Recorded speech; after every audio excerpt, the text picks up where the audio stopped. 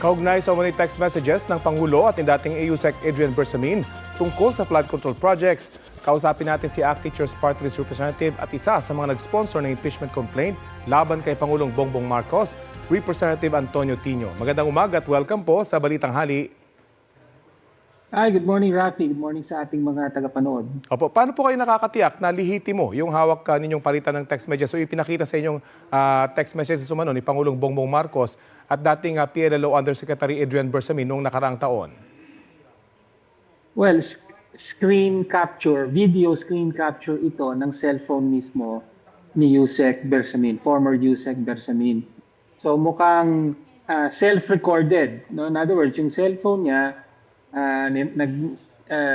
nag-video, binidyo, screen capture, tapos nag-scroll through dun sa messages. In other words, ginawa talaga nung may hawak ng phone yung recording na ito.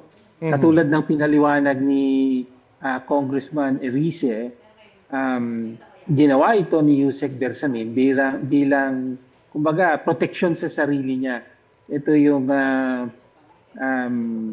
parang ebidensya nung kung siya ba naididiinan, ay ito yung ebidensya na kumikilo siya, hindi siya sarili niyang kusa, kundi dahil direktang sumusunod sa utos ng Pangulo. Nabanggit po ba ni Kong Leandro Leviste kung saan niya nakuha yung text conversation na yon? Well, katulad na nabanggit, may CCTV video siya na nagpapakita na magkasama sila ni Yusek Bersamin nung ginawa or at least bahagi na ito ay ginawa sa bahay ni Leviste. Bakit po hindi ito naisama doon sa inyong impeachment complaint or late na ito na ipaalam sa inyo?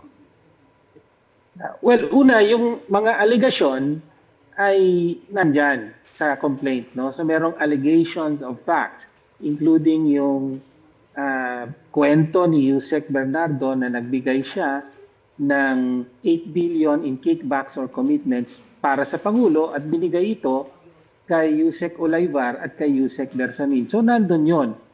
Ngayon, yung paglalahad ng buong ebidensya na ito ay hindi kasama doon dahil hindi pa naman ito ang panahon para ilantad na yan. No? So, kaya sinasabi natin, premature ang ginawang pag-dismiss sa impeachment complaint. Hindi pa nga umaabot doon sa presentation of evidence. Hindi na pinaabot doon. So in short, ang sinasabi nyo, pwede itong lumabas kapag nagtuloy itong impeachment complaint laban sa Pangulo? Well, of course, ngayon, dahil bumoto na ang plenaryo, hindi na magtutuloy for at least 1 year ang impeachment proceeding. However, hindi ibig sabihin dito ay walang investigasyon na maaaring magawa.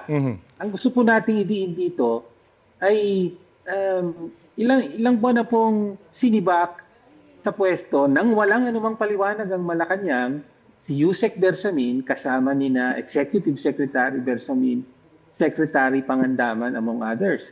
Sinibak sila, walang paliwanag, tapos wala na tayong narinig sa kanila. Hindi sila pinatawag ng kahit sino, ng ICI, ng Ombudsman, ng Blue Ribbon Committee ng Senate, or ng House. No? Ang dinidiin po natin ngayon, pwedeng-pwede at dapat na ipatawag halimbawa ng Ombudsman.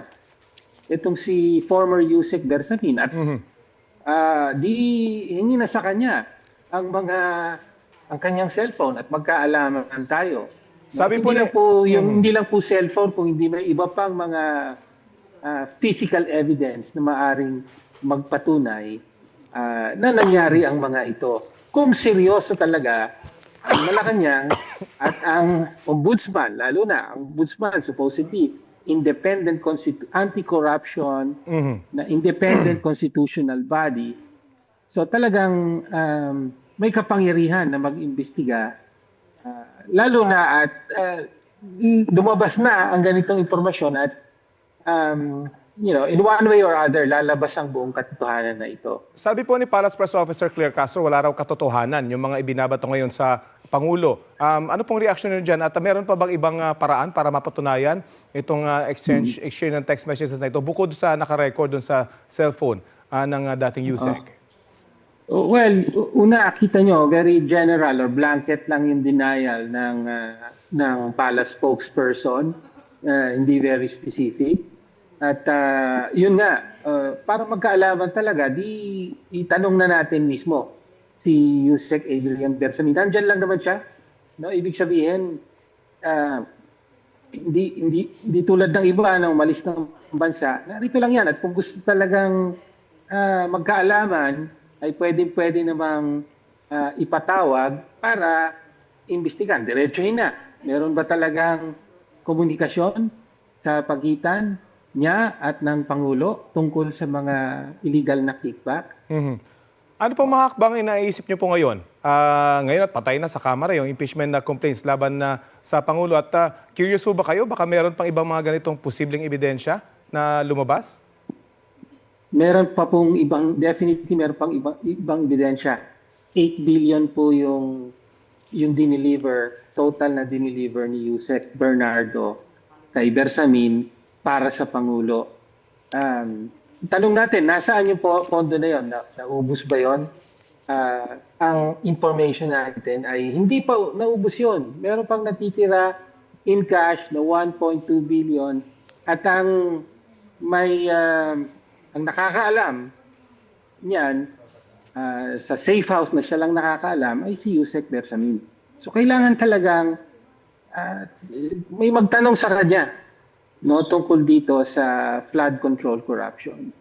Mapunta naman tayo sa Vice Presidente. Ano po yung inaasahan nyo na gagawing pagtalakay sa impeachment complaints laban kay Vice President Sara Duterte?